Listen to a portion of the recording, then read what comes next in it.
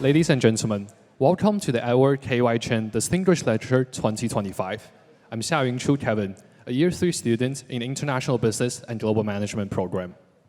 And I am Emi Hasegawa, a Year 4 student in the International Business and Global Management program. We are happy to be the MCs for today's event. And we are delighted to have Mr. Joe Tsai, co-founder and chairman of Alibaba Group, to share with us his valuable insights. As a business school student, it is such an honor to be able to learn from an industry-shaping business leader firsthand. Before the lecture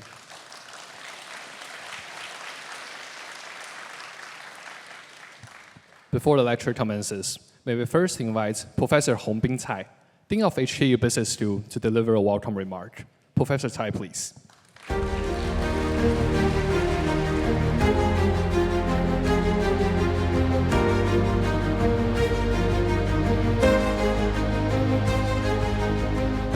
Professor Edward Chen,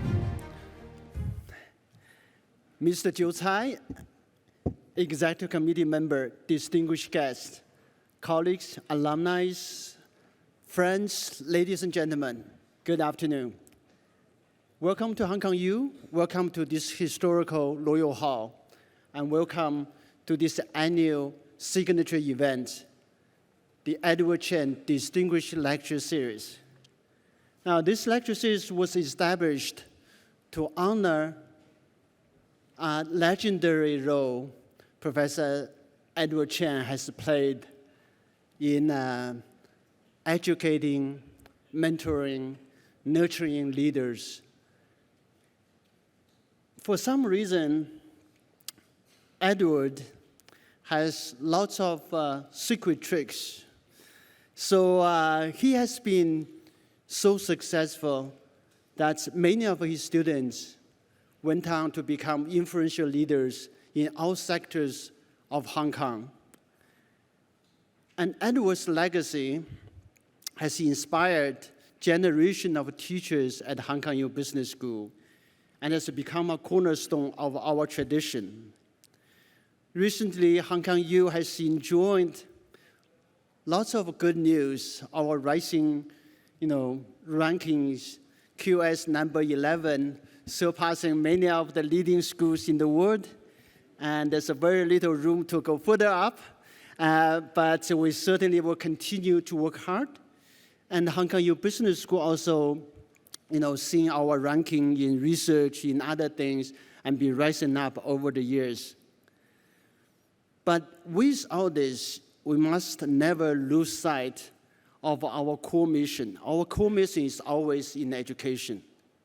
Our mission is to educate and nurture next generation of leaders for Hong Kong, for China, and then for the world. So let's continue to follow Edward's example, committing ourselves to making positive impacts on our students, and they can go on to make positive impacts in the world. So please join me in giving a warm round of applause to the forever young Professor Edward Chen.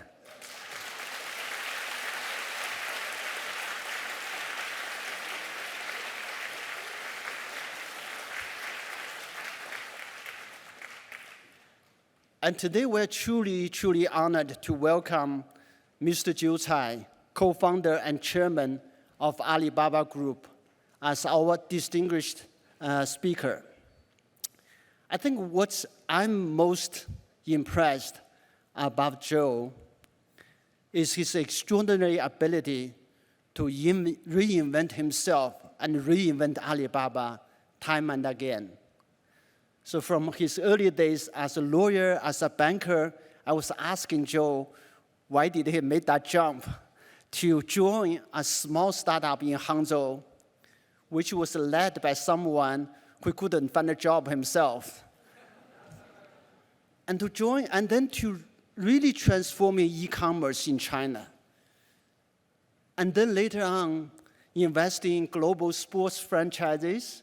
And then when Alibaba needed him, went back to Alibaba to steer Alibaba to this AI and cloud era. So I think his journey is really a masterclass of courage, of vision, of adaptability, of greater leaderships for change. I think in today's fast evolving world, and this is very essential for any personal and business success. So at the Hong Kong U Business School, we too embrace this spirit of reinvention. So as AI and the global dynamics shifts at an unprecedented pace, we've been launching new programs, reforming our curriculum, refocus our research to remain on the forefront of business education. From our roots in Hong Kong, we've deepened our presence in mainland China with centers in Beijing, in Shanghai, in Shenzhen, while also expanding globally with a center in Vietnam and our Hong Kong U Europe Center or campus in Barcelona. So to our students and alumni today, whether you are navigating a competitive job market or a fast-changing industry, I think the ability to embrace change and reinvent yourself and your business is absolutely crucial. So I'm sure Joe's insights will inspire all of us. So thank you so much, Joe, for joining us. We are so delighted that you are here. Let's get started. Thank you. Thank you, Joe.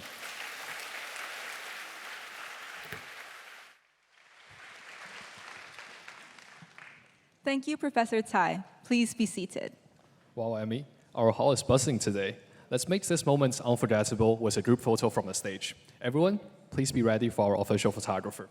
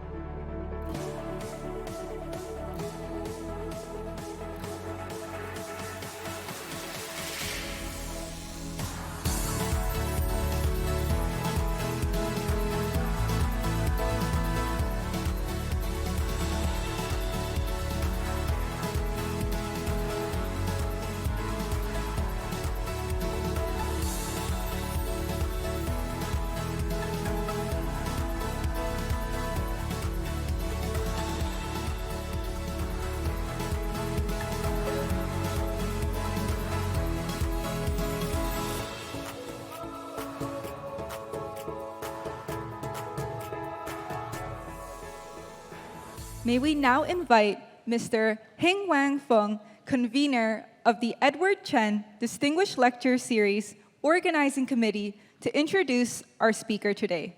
Mr. Feng, please.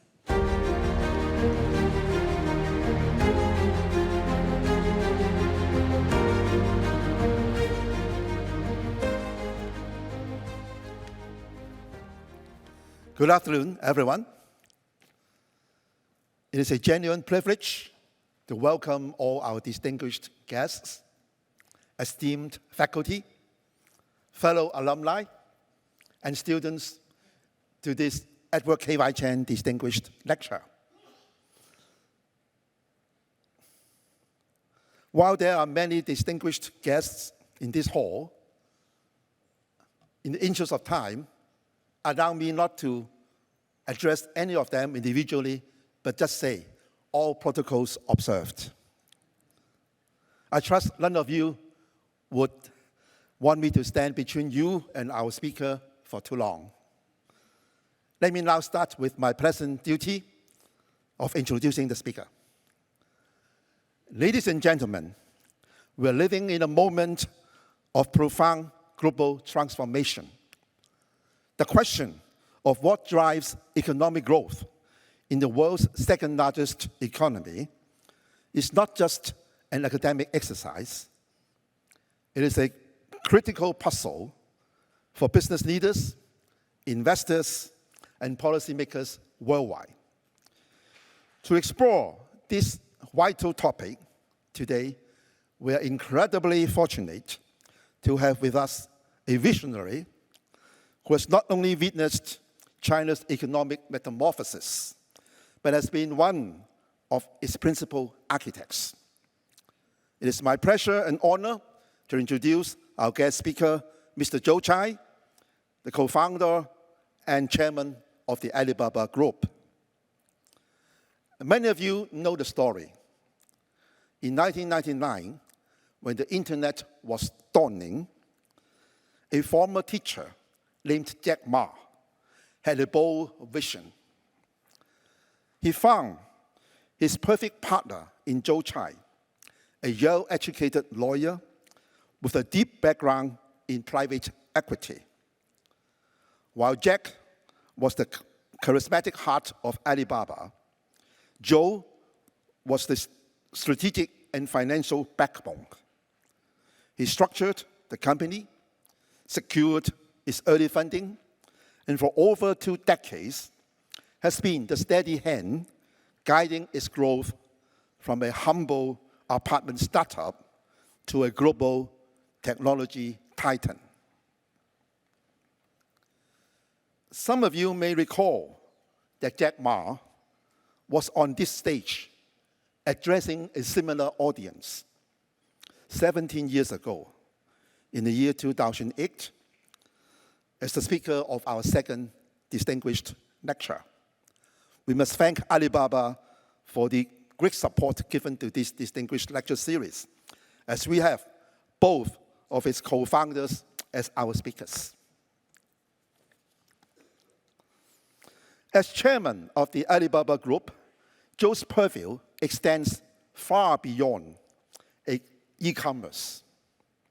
He oversees Alibaba's strategic acquisition, its global expansion, and its long-term vision. But to define Joe Tsai solely by Alibaba would be to tell only half the story. Beyond Alibaba, Joe is a renowned investor and philanthropist. Through his family office, the Blue Pool Capital, he has a panoramic view of global technology and innovation trends. Furthermore, as the owner of the Brooklyn Nets, the New York Liberty, and a number of other sports organizations, he understands the power of building global brands and fostering community, a skill set highly relevant in today's interconnected world. He is also a proud member of the university community, holding both a JD from the Yale Law School and a BA in Economics and East Asian Studies. He has conferred an honorary degree in social science by the Education University of Hong Kong. His journey from the classroom to the pinnacle of global business is a powerful testament to the impact of a world-class education and a tremendous inspiration for our students here today. His diverse roles, founder, chairman, investor, and philanthropist, give him a unique and invaluable perspective. He sees the big picture from the boardroom, the granular details from the balance sheet, and the human impact from his philanthropic work. This is why there is no one better to guide us through today's topic, technological drivers for China's economic growth in the next 10 years. He won't just be speaking about theories. He'll be sharing insights forged in the marketplace. In a moment, he will join Professor Heiwai TANG, an associate dean of the business school. Professor Tang is also an associate vice president of the University of Hong Kong. The two of them will have a fireside chat, a conversation that promises to be not just informative, but illuminating.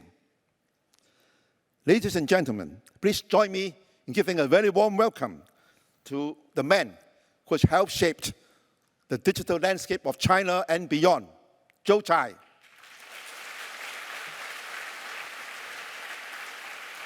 Thank you, Mr. Fong. Please be seated.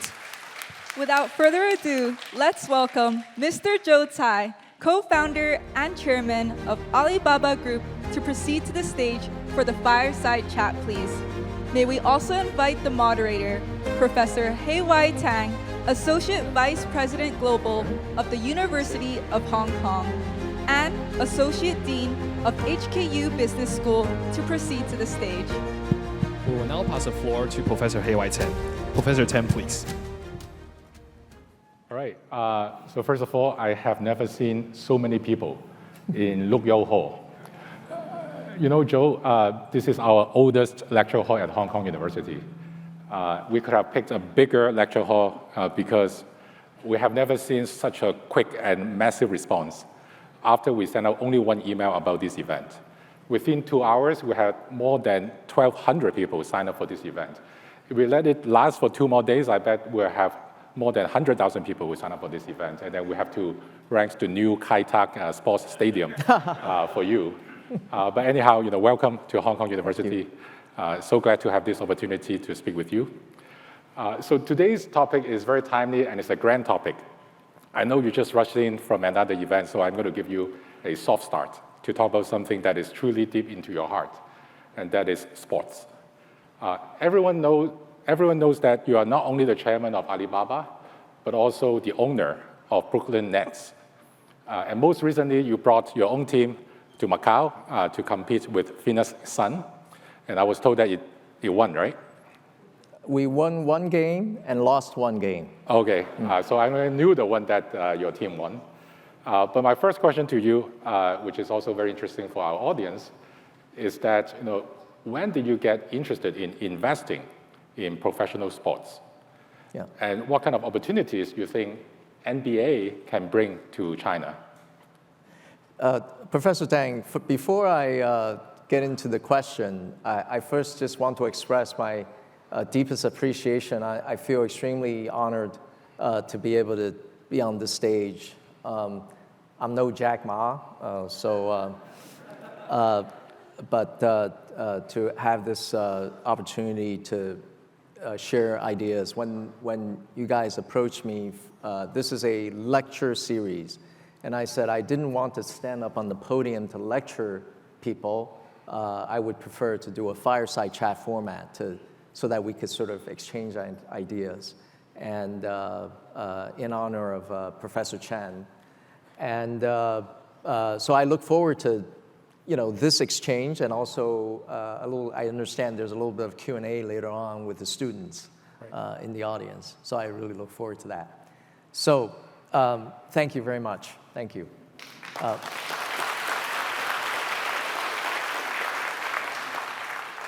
Yeah, so the NBA has been in China for a long time. They've actually played games in China for many, many years. And then there was a hiatus after 2019. This year was the first time in 6 years that the NBA brought 2 NBA teams. One of them is mine, Brooklyn Nets, to play in the Chinese territory. And they chose to play in Macau. They have a deal with the Macau Sands organization to play in Macau for the next 5 years.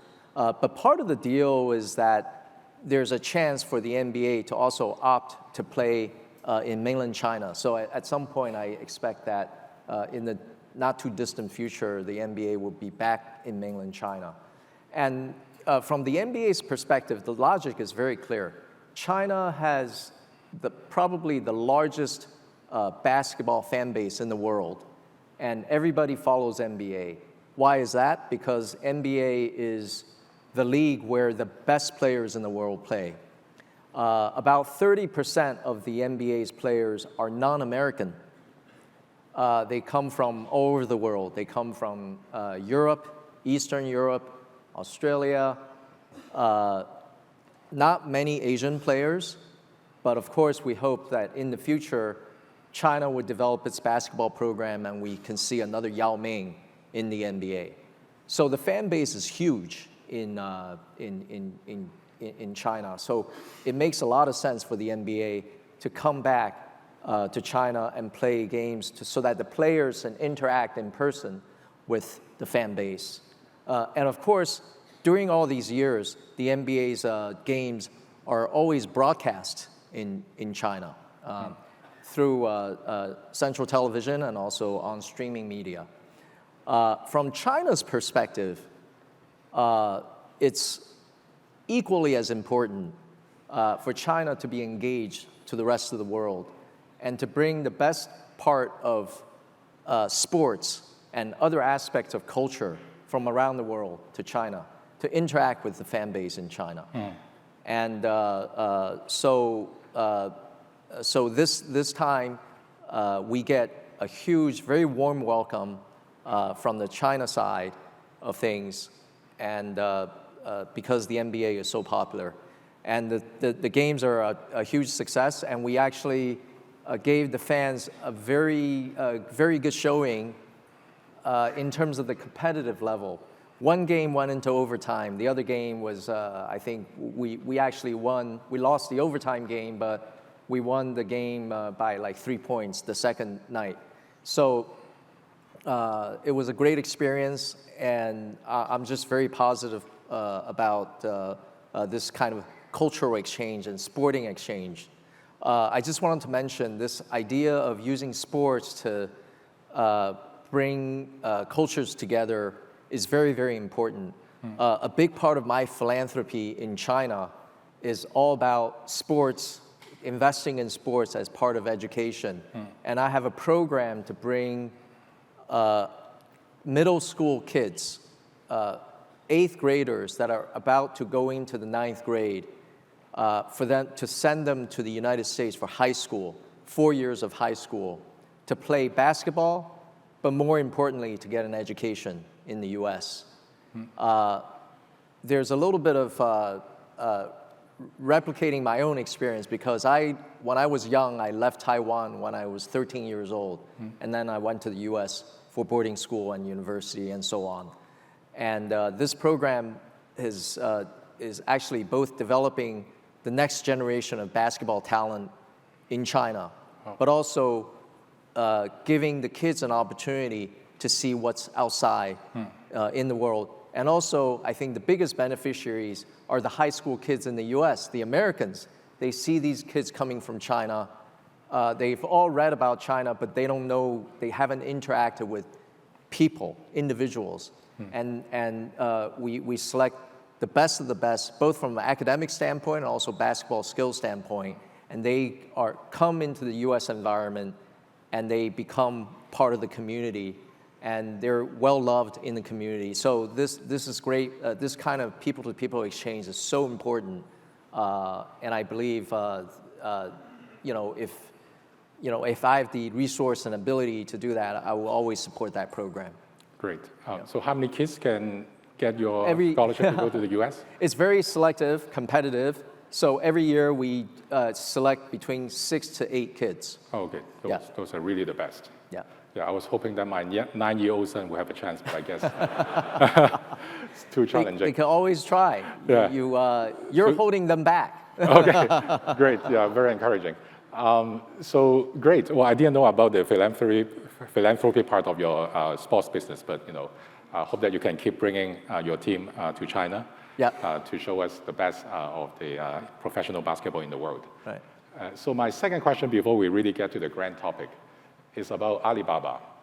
Your friend Jack Ma came here in 2008, and obviously you may still remember in 2008 what Alibaba was. But my understanding is, in the last 26 years, Alibaba was transformed into a pretty simple B2B e-commerce company to today one of the largest AI plus cloud computing company. Could you share with us a little bit about how Alibaba has been so transformative, and what are sort of the secret sauce of Alibaba that managed to turn itself into different kinds of companies every 5 to 10 years? Yeah, just a little bit of historical context. When I joined Alibaba in 1999, China's GDP per capita was $800. and today is $13,000. The growth has been tremendous. And I always tell my friends that I'm in a very fortunate position because I lived through the confluence of the rise of China as a manufacturing power and the economy of China rising, and the advent of the internet, the growth driven by the internet. And sort of sitting at the intersection of that, I was able to, from the Alibaba vantage point, witness this sort of dual engine growth. It was quite tremendous. And Alibaba's original idea, like you said, is a B2B website because Jack thought that he wanted to use the internet to level the playing field for all the small businesses in China, trading companies, small manufacturers, which, if you recall, before the WTO, China entered the WTO in 2001, but before that, international trade had to be done through state-owned trading companies. But once China entered the WTO, it opened up trade. And that was the beginning of China's development as a manufacturing base, because people started to set up factories, they could see opportunities to trade using the internet to trade with the rest of the world. So Alibaba's inception was a business-to-business website. We sold things, we help small businesses sell things wholesale. And by the way, Alibaba's first website was in English language, because it was facing to buyers around the world, right? It was an outside-facing website. And then we evolved from B2B commerce to consumer commerce, which became the largest consumer shopping platform, Taobao, today. We also developed payment because there was a pain point. Buyers and sellers didn't trust each other. Buyers didn't want to pay first, and sellers didn't want to ship the product. So we invented a thing called Alipay, which in its original form was an escrow system to allow the trade to happen. And then we got involved in logistics and so on and so forth. And you ask about the secret sauce. I think the secret sauce is that a good company always develops when they follow customer needs and customer demands. We basically follow what our customers wanted, and we developed everything organically. I would always, if you, people in the audience here, the students later on, you will go out and found companies, you would always want to favor organic development over acquisitions. Now, of course, we've also made some acquisitions. Some of them are successful and some of them failed spectacularly, but always favor the organic development because because you're developing it through your team, and your team has the best DNA in terms of the Alibaba culture and innovation. So that's how we sort of evolved. And then the reason we got into the cloud computing business was also to service our own need. It's not because someone decided, oh, cloud is a good business, we should, it's a good industry to be in, and we went into it. That's not the case. We developed the cloud business 16 years ago. 16 years ago, nobody was talking about cloud computing. And we said, we were looking at all the data we were managing. And the consumer platform was handling massive amounts of transactions. And our CTO came to us and said, if we continue to use third-party software and hardware, we were using servers from Dell and IBM, storage device from EMC, database software from Oracle. If we continue to use that, we will later on hand over all of our profits to these technology vendors. So we developed cloud computing really out of necessity, out of the need to become self-reliant in technology, which is, later on, we'll talk about that as a sort of national theme. And so we had a team that focus on that development of sort of an operating software. Not, when you think about operating software, you think about a single computer, but this is an operating software that worked across data centers, worked across multiple computers. And why? Because we need to do parallel compute in order to manage the large amount of data that we have. That's the genesis of our cloud business. We really ate our own dog food, right? And used the technology ourselves. And then later on, we decided, this technology is so good, why don't we open it up to third-party customers? And that's how we went into the cloud business. So I'm going to come back to the open source strategy. And we had a conversation last week about this. But today's theme is broad and deep, and is obviously very, very important. Let me give a short introduction about why we picked this topic. Last week when we had a conversation, the first thing that Joe told me is, I'm not a good trade or macroeconomist, but you got a degree from Yale, major in economics, so I don't know how that can be. And very quickly you convinced me that you're actually a very smart and savvy economist, may not be a macroeconomist.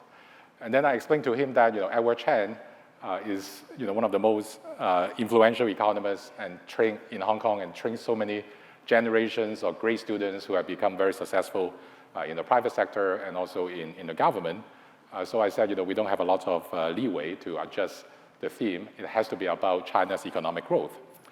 So we added technological drivers, knowing that you invest a lot in technologies, and obviously Alibaba has been doing great on that front. Why 10 years, right? In 10 years, 2035, the Communist Party, the Chinese government, has targeted that to be the year to turn China to be a mid-level developed economy. What does it mean? I actually don't know. But just imagine that we need China to have a GDP per capita around $30,000 US, which is possible. And interestingly, between the meeting we had last week and today, the Premier of China, Li Qiang, gave a speech in Shanghai saying that in 5 years, 2030, China should have around $24 trillion US in GDP. So what does it mean? It means that from now, which is around 20 trillion US dollars GDP, to grow to 24 trillion, you are calculating the math in your head right now, I can tell.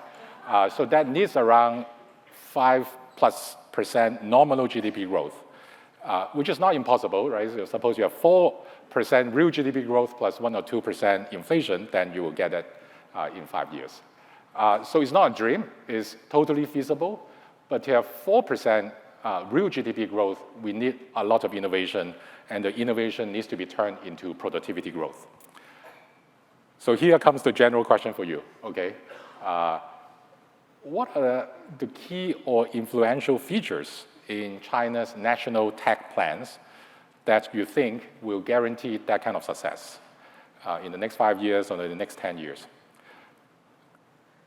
Yeah, well I think this is a very topical question because China just published the 15th five-year plan from the Central Committee. And I think some of you might have read the whole plan. I read a summary of it. But there's really two major takeaways from the five-year plan. Number one, China wants to continue to be a manufacturing powerhouse.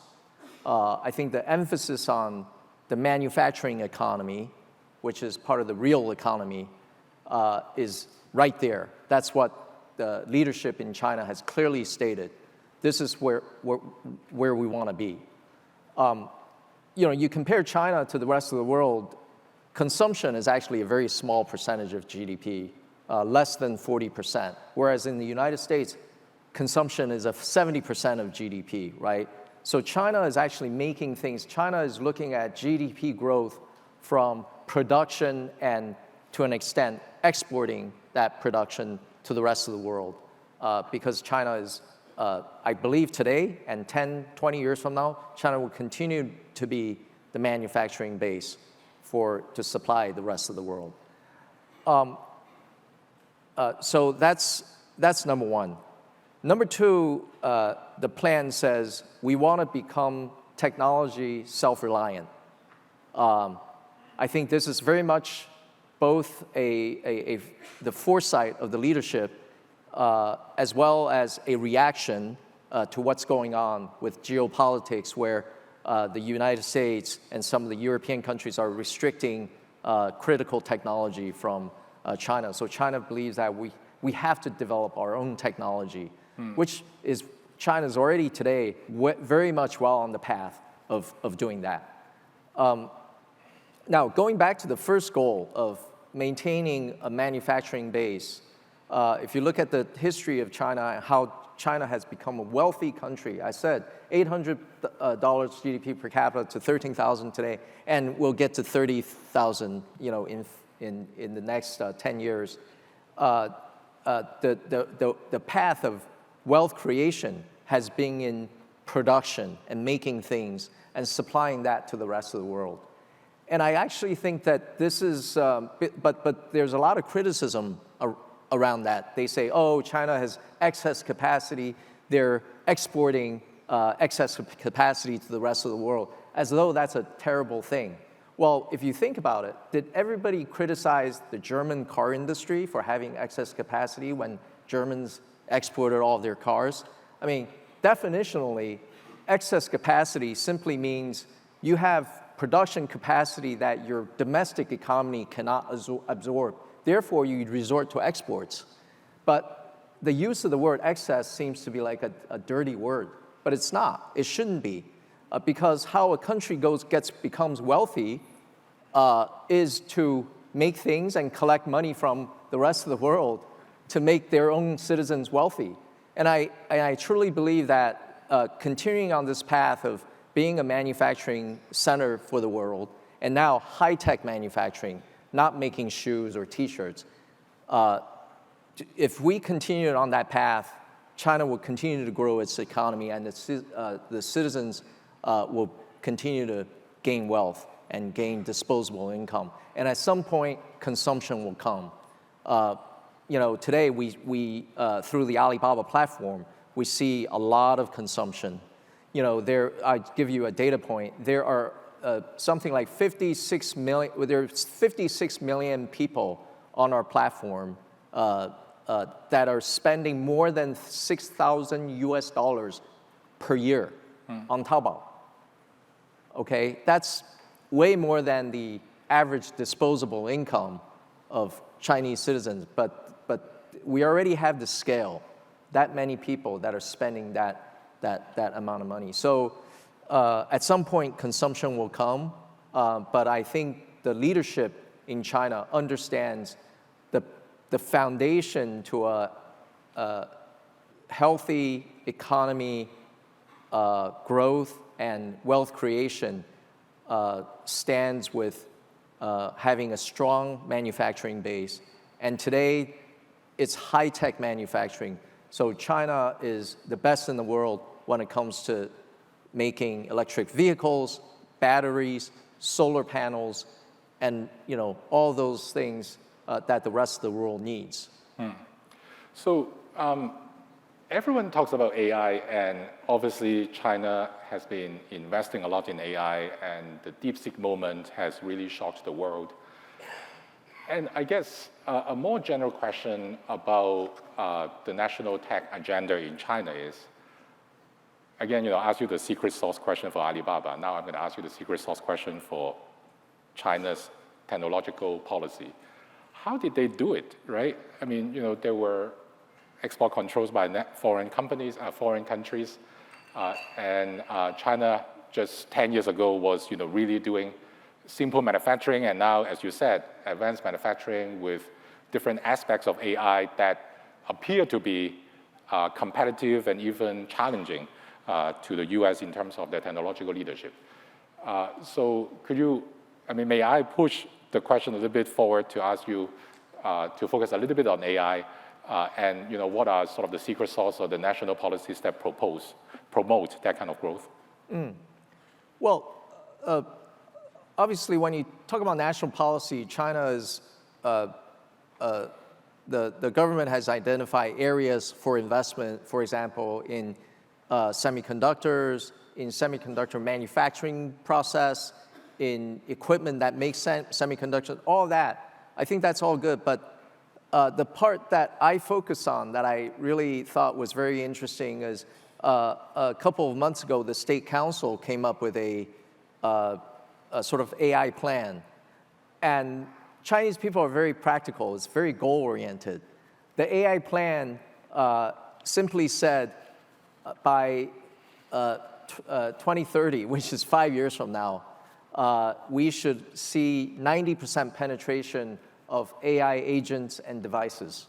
That's what the State Council said. So they basically said, here's the goal.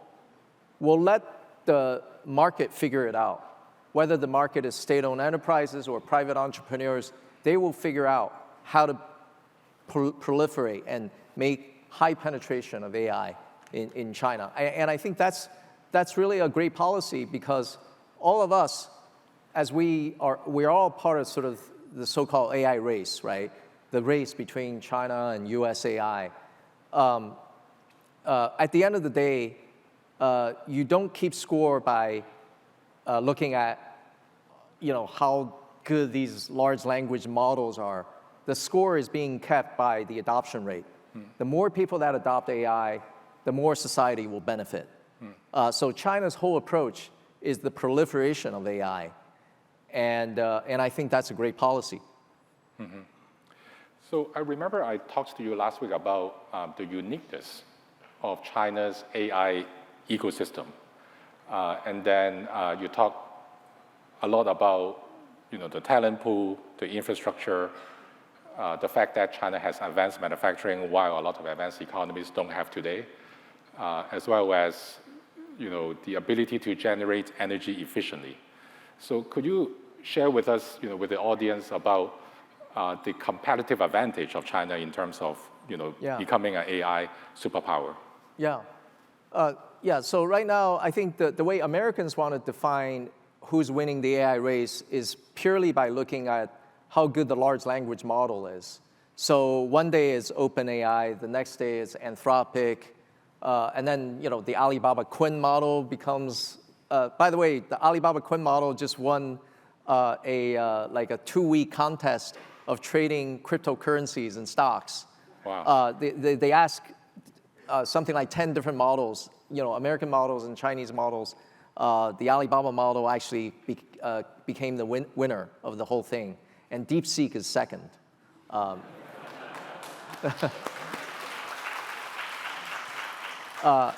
By the way, huge amount of respect for DeepSeek, our neighbor in Hangzhou. They're doing incredible work. So, if you compare, we don't look at the AI race according to the American definition. We look at the entire stack of where China has the advantage. You start with energy. China has an advantage in electricity generation, and that's because 15 years ago, the government had the foresight to invest massively in energy transmission. When you generate electricity in the north, it has to be be transported to the south, right? And when you generate electricity, especially in clean energy, where there's sun, there's wind, there's water, not necessarily is where they need the electricity. So it has to be transmitted to somewhere else. So the state grid in China, there's 2 grids, right? There's a north and south. They make $90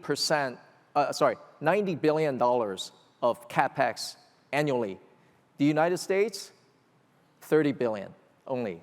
So the United States is massively underinvesting in electricity transmission. And, but China has been doing this for the last 15 years. And the result of that is China's installed base of electricity generation capacity is 2.6 times that of the United States. And even better, the net additions to capacity that China is putting in is 9 times that of the United States. So China's growth in electricity capacity is much, much faster than what's going on in the US. And most of the net add increase is in clean energy, solar power, okay? The end result of all of this is that China's electricity on a per kilowatt hour basis is about 40% cheaper than that of the United States. So China has an energy advantage in AI, because you know when you burn all these GPUs, train large language models and run inference, you're burning energy, lots of energy. The big difference between machines is machines eat a lot of energy, but the brain operates on very low energy. So that's the one thing. And then we look at how much it costs to build a data center. So it's 60% cheaper to build data centers in China. This is before you buy the chips, the GPUs. And then you look at the model development. I actually think that the Chinese models are not very far behind the United States. And there's a reason for that. China has a lot of engineers. And it's the country that produced the most STEM students every year. And training, you would think that developing AI and training models is a very sort of high-level research type exercise. But a lot of the work is actually in the engineering. You have to work on the system to make the system very efficient in training the model with hundreds of billions of parameters, even 1 trillion parameters. If the system is not efficient, it will cost you a lot of GPU resources. So China being lacking in GPUs actually creates an advantage of starvation. When you don't have a lot of resources, you are forced to innovate at the systems level. And this is where China is strong, and lots of engineers talent. Globally, so very interesting thing, globally, almost half of the AI scientists and researchers have had a degree from a Chinese university. Globally? Globally. Whether they work in the US companies or they work in Chinese companies or anywhere globally. So what that means is you go to a company in the US, many of them are ethnic Chinese. And and that's very, and I just recently saw a post, a social media post. Someone working at Meta, which is Facebook, is complaining that this is not a non-Chinese person. He's complaining that the AI team that he's working in, everybody is speaking Chinese, and they're sharing ideas in Chinese he doesn't understand. But they're so smart in creating all these AI tools, they should be able to real-time translate Chinese into any languages. Yeah, but still, in a sort of water cooler conversation, or you sit down in the cafeteria, it's like, it's hard to capture everything, right? So, so what that means is a lot of the idea sharing and exchange is happening in Chinese, globally, in AI. This is the first time Chinese language is an advantage. It had been a disadvantage for Chinese companies to expand overseas, because when Alibaba goes to open up an office in Italy or in Japan or in the US, the people that we hire locally, they can't speak Chinese, so they speak English. So our people sitting in Hangzhou have to communicate to them in our second language, which is not ideal. Yeah. And I think that's a huge hindrance for Chinese companies to expand overseas. But now, knowing Chinese has become an advantage in the AI world. And that's very, very interesting, right? So anyway, I've just listed a number of these sort of advantages that China has, but the biggest advantage is that I believe the approach that Chinese companies are taking toward the large language models, which is open source, will accelerate the adoption of AI. and will really make the really realize the proliferation of AI that would benefit broader society.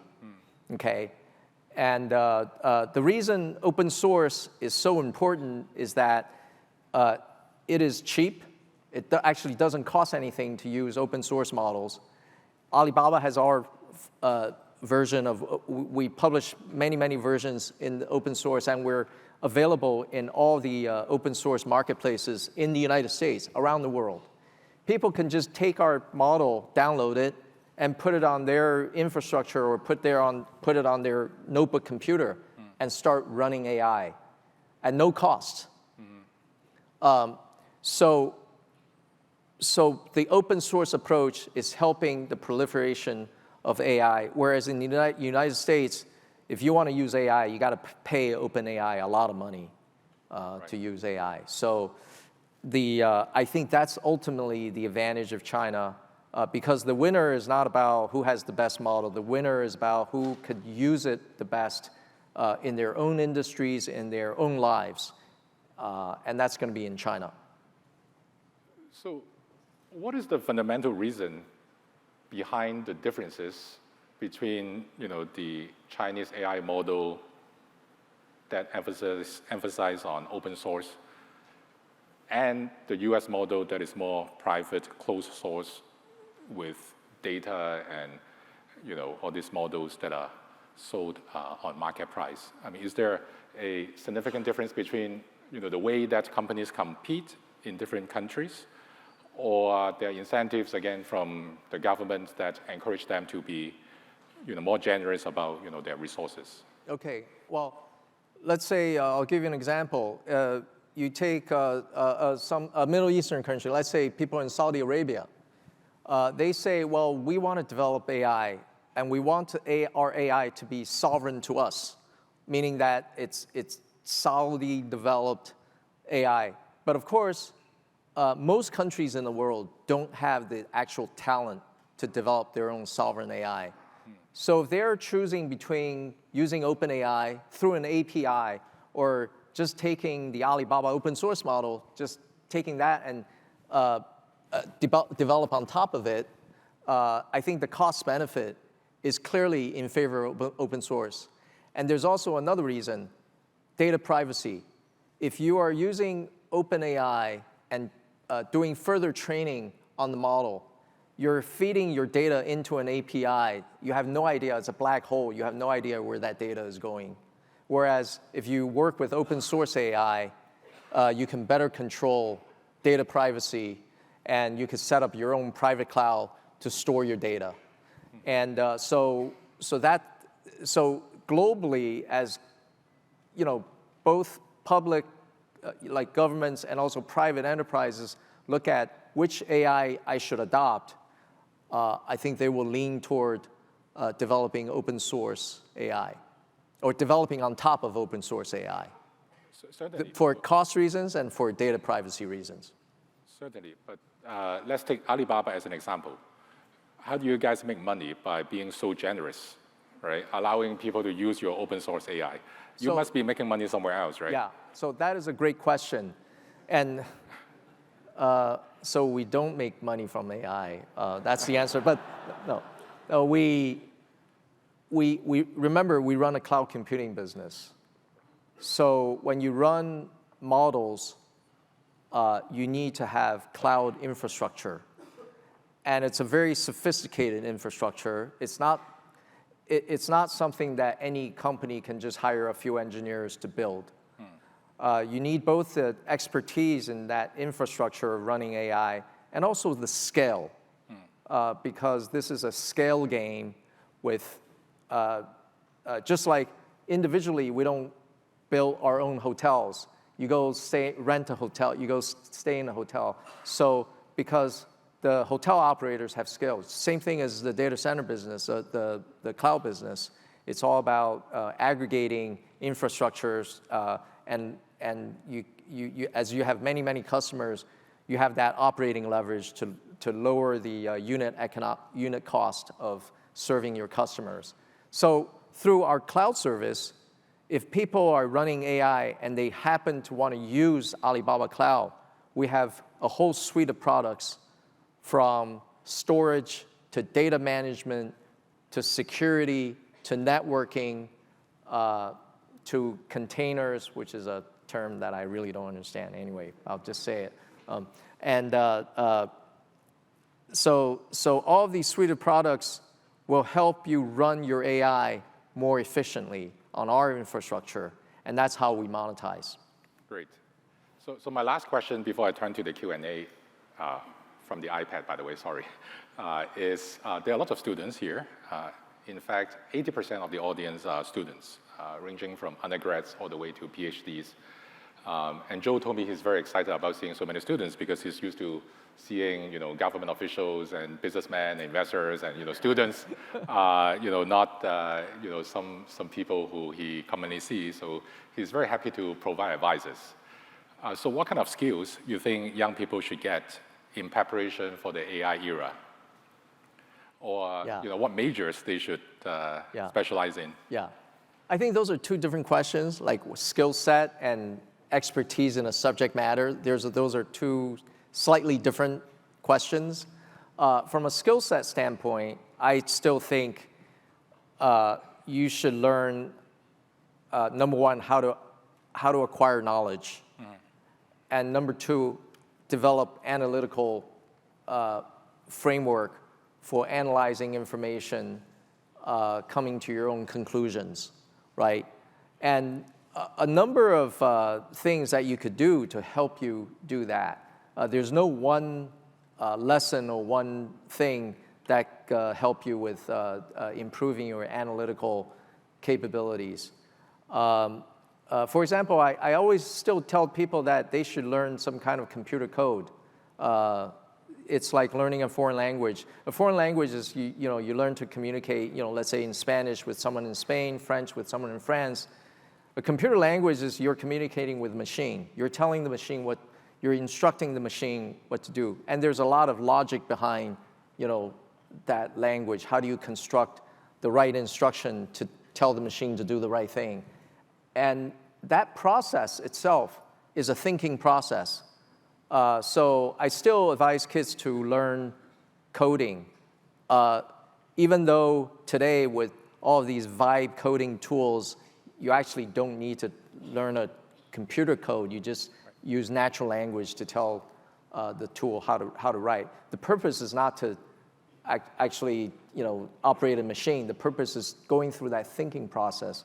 I come from a legal and finance background. In finance, what do people use? Spreadsheets. I tell my kids, you should learn how to work a spreadsheet because constructing a formula in a spreadsheet and make it work, you just type in one number and it just, the number just sort of calculates itself, the formula calculates and then you have the results. It's a beautiful thing. And if you know how to work a really good spreadsheet, that's a thing, you're going through that thinking process. So skill set wise, I think learn how to acquire knowledge, learn how to analyze and think.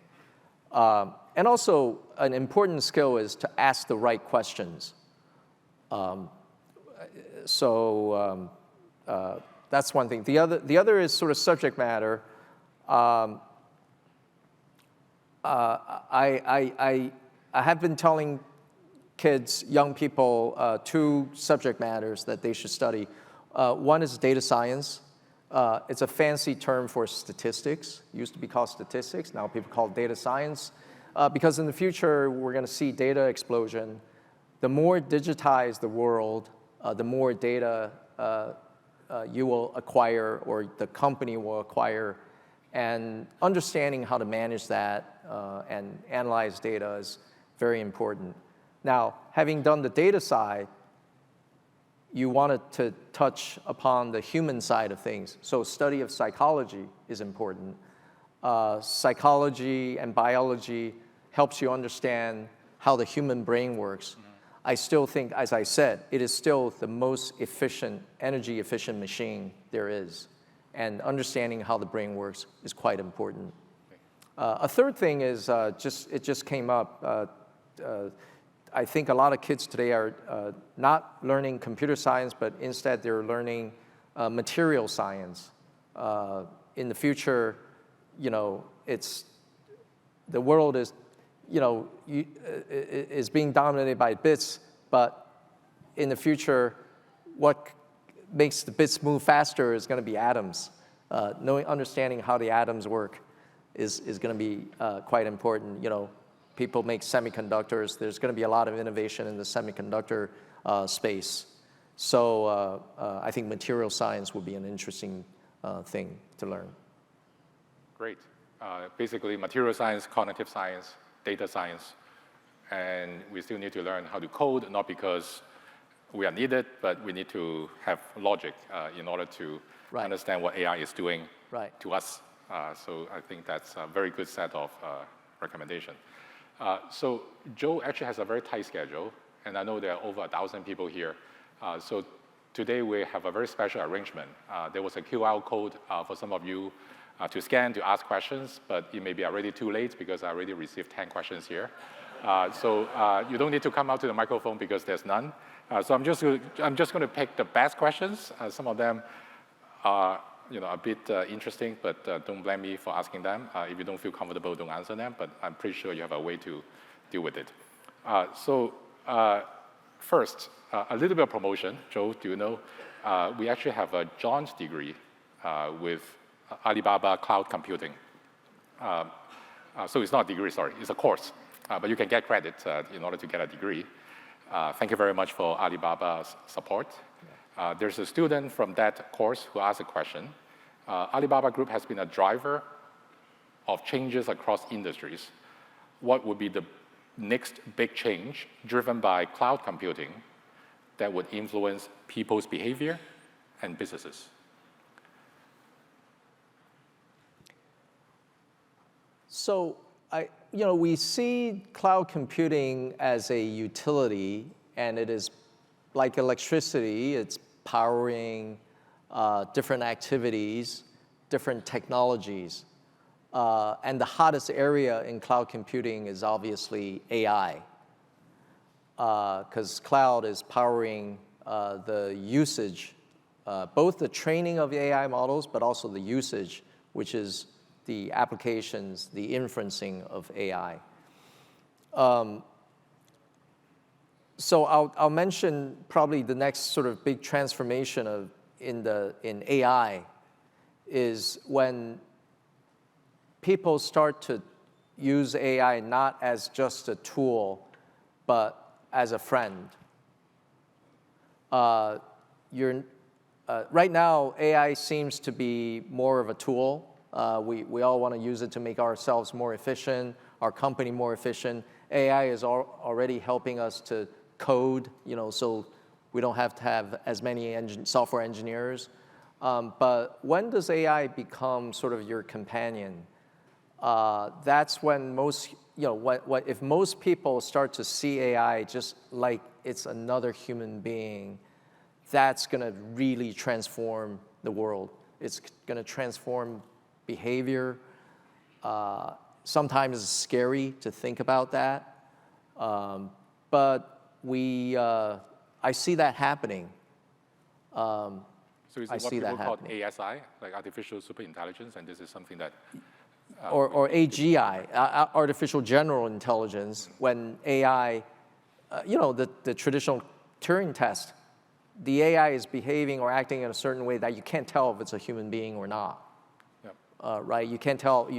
So when you're interacting with it, when you're doing a back and forth interaction, AI is coming up with answers just like it's your friend. Mm-hmm. That is both exciting but also kind of scary. Mm-hmm. Okay, so the second question is very interesting, and I wanted to ask this question, but the theme was set by the committee led by Professor Chen. So, but this question, which is a career advice question, many students and some mid-career people like me have been thinking about starting a business or joining a startup. In the late 90s, you had a very good job, I was told, in Hong Kong. And then you went to Hangzhou, you met then your co-founder, Jack Ma. why did you decide to give up a pretty lucrative salary to join a startup that may or may not have such a bright future? What determined your decision? And for people who want to join a startup, what should be the right moment and what are the critical considerations that they should have? When young people or even old people like me make decisions, we're assessing risk and upside. If you make a decision and things don't go your way, you're taking a risk. But if things go well, then what is the upside? So you can pretty much, it's not exactly a mathematical thing, but you can pretty much assess the downside and the upside. When I joined Alibaba, I thought that the downside risk was very limited. Why? Because I have a good university degree. I went to law school. I have a law degree. And worst comes to worst, I can always work as a lawyer. So the downside is limited, but the upside is, you can't imagine. It's unlimited. And so I was facing an asymmetrical risk situation. Just the finance students here, it's just like a call option, right? So the decision is very easy for me. Asymmetrical risk reward. And you always wanted to find those asymmetrical risk reward situations. But I think if you really try hard to find it, you may not be able to find the opportunities come to you. So the most important thing for the young people here is preparedness. You have to be prepared to seize that opportunity when it comes along. You don't know when it's going to come along. Yeah. So this question is about whether AI is the next internet bubble. We have gone through the early 2000 bubble booming and then burst. And if you pay attention on the stock prices of the Magnificent Seven, they have been rising like crazy, and I regretted so much for selling my NVIDIA stocks too early. So we're not asking for stock market tips, but do you think there's a bubble? And if it is not, why do you think this time is different? Yeah, well, there's really two concepts of a bubble. There's a real bubble, and then there's a financial market bubble. I have no idea whether there is a financial market bubble because valuation of stocks is kind of an art. You have to, even though it's very, there are established theories on how you value a stock. You can assign a stock a 50 times P multiple because you think the growth rate is very, very high. Does that make sense? I don't know. There may be a financial market bubble relating to AI, but the AI phenomenon is real. So all the infrastructure people are building, all the development resources that go into models, it's not going to go to waste because it's a real phenomenon. Just like internet, in the year 2000, around March, there was an internet bubble bursting. It was a stock market bubble bursting. But the internet today, the internet is here. In fact, the internet is even stronger today, right? So the technology itself is not a bubble. So this question is very interesting. Our students are really smart. They ask more interesting questions than me. So about management style in managing different types of companies, right? So you have your professional sports investment. I don't know how involved you are in managing your basketball teams and also a lacrosse team, and also managing a tech company. What are the similarities between managing the two different types of companies, and what are the dissimilarities? And how important it is to build a team and a corporate culture. So I guess it's a very broad question about leadership, management in at least two very different sectors that you have businesses in. Yeah. When I bought the Brooklyn Nets, the NBA, people try to give me unsolicited advice. They say, professional sports is totally different. It's, you're used to business, managing a company, but in pro sports, there are stars. It takes a different kind of approach to manage a professional sports team. And Joe, you really don't understand how it works, so you have to entrust it to the people. And then I found out that the people that are involved in the sports world, they don't know anything. All they know is they have relationships. They have thick Rolodex. So they know who to call. They have relationships with the players' agents and all that. Now what I'm seeing is managing a sports team, the philosophies are converging between business world and the professional sports world when it comes to good management. Number one, you have to pick good people. So in my Brooklyn Nets organization, I have a very good general manager that manages the basketball aspects. So which players to sign, trades, draft picks, and things like that. That's the basketball part. And then I have a CEO that manages the business part. That's selling tickets, selling sponsorships, marketing, fan base development, things like that. Same thing. I mean, just like in a business, you really have to rely on people. And you really need to find people that are better, more skilled, more talented, and smarter than you are. Otherwise, you become the bottleneck to the growth of the organization. So in basketball, I am not an expert in basketball, right? Much less an expert in playing basketball. But so there are a lot, you want to find the most expert people and then develop that trust with your management team. So basically a visionary leader that motivates the team to move in the same direction, at least for a long time.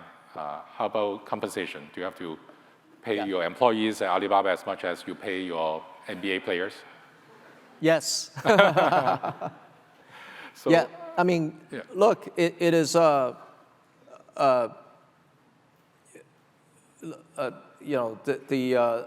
this is what I worry about, is how do we retain talent? Good people, they're always in demand. There's always going to be competitors that will be calling them. So developing a compensation philosophy, and also you have to customize a lot of the compensation when it comes to very senior talent in the company. I see my job as, because every time, we have a compensation committee on the board that's independent directors, but the independent directors are not very familiar with the operations of the company and with individuals in the company. So my job is to communicate how important our team is to our independent board and the comp committee so that I can convince them to pay them a lot of money because they're worth it. Great. So we have a few minutes left. I guess let me ask you an easy question for you. And in 2 minutes, can you tell us a little bit about what's Alibaba's AI strategy? What are you guys focusing on right now, and what's the next step? Without revealing too much trade secrets, obviously. No, our AI strategy is very simple. Number one, we do both large language model and cloud so that we can make money on the cloud piece, on providing the infrastructure for AI and for the digital age.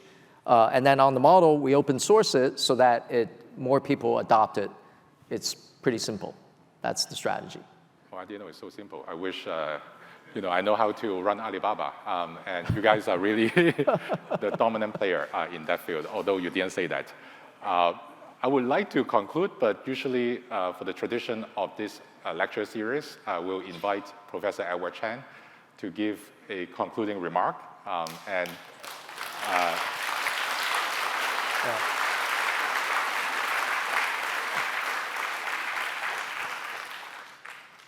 Thank you, Mr. Joe Tsai and Professor Tang, and please remain seated on stage.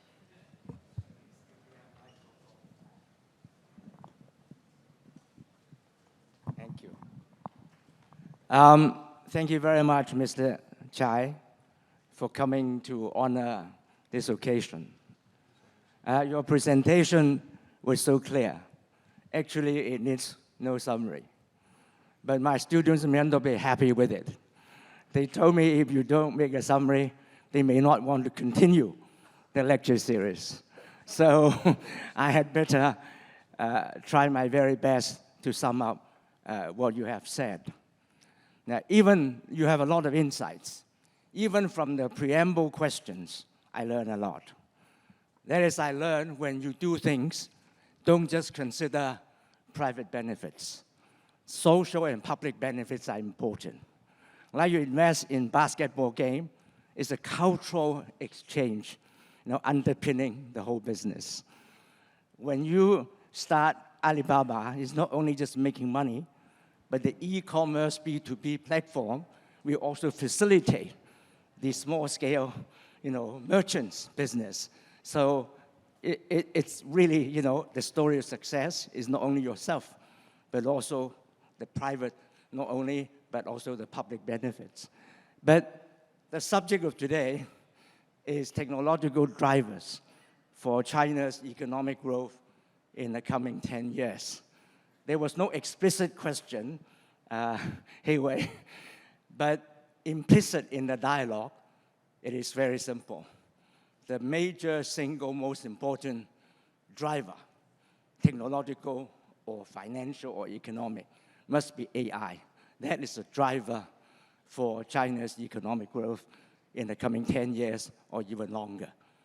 From the dialogue, I understand that there are 4 major factors to account for the success of China's AI development. The first factor is very determined national strategy, top-down. Right? There's a very clear-cut objective. For example, in 5 years' time, 90% proliferation of AI in China.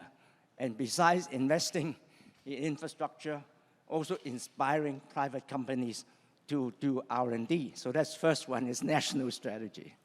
The second factor is electricity.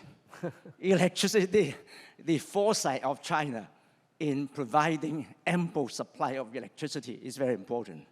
Now, no wonder in the past 2 days I was involved attending the Global Financial Leaders Summit.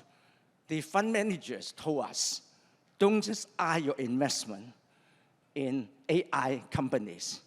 You should buy more energy company shares.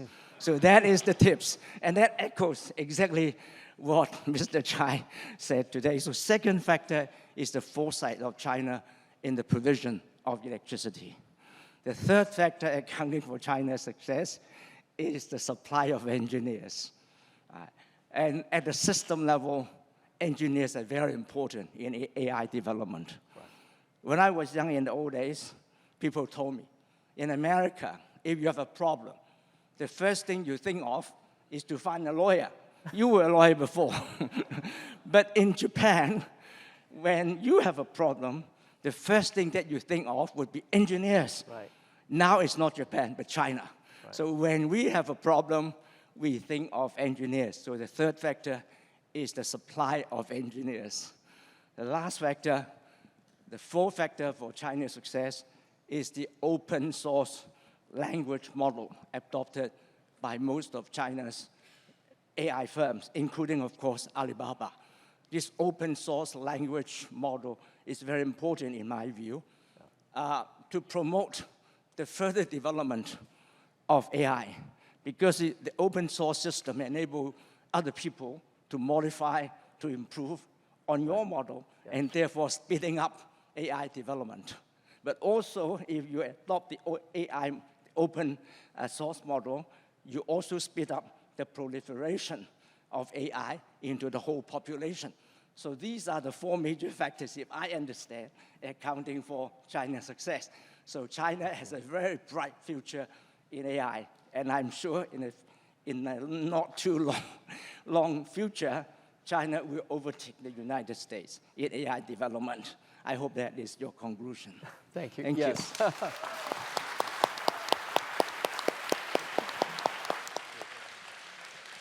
Thank you, Professor Chen. Please remain on stage for a souvenir presentation and some group photos. Now may we invite Mr. Tsai to receive the souvenir and take a photo with Professor Chen, please. Mr. Tsai, please.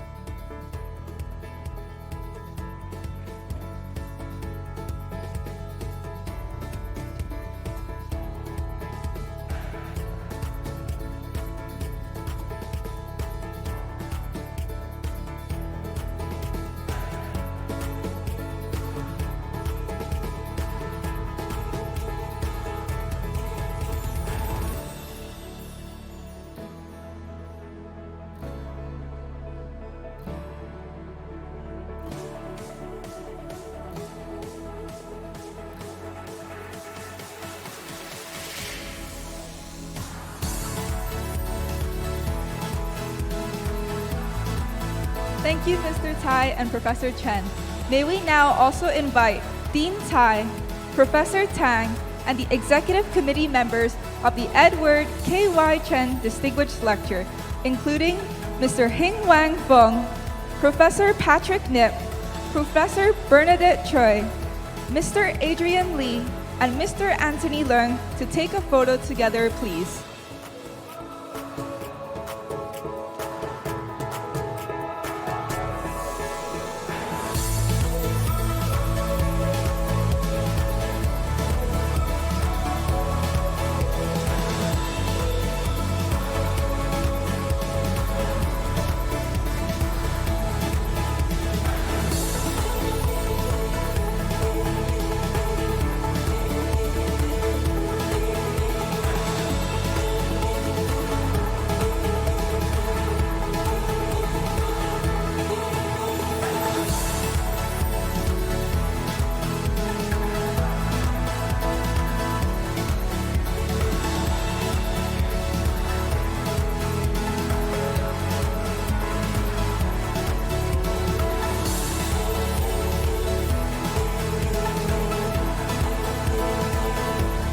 This is the end of tonight's lecture. Thank you once again for joining us.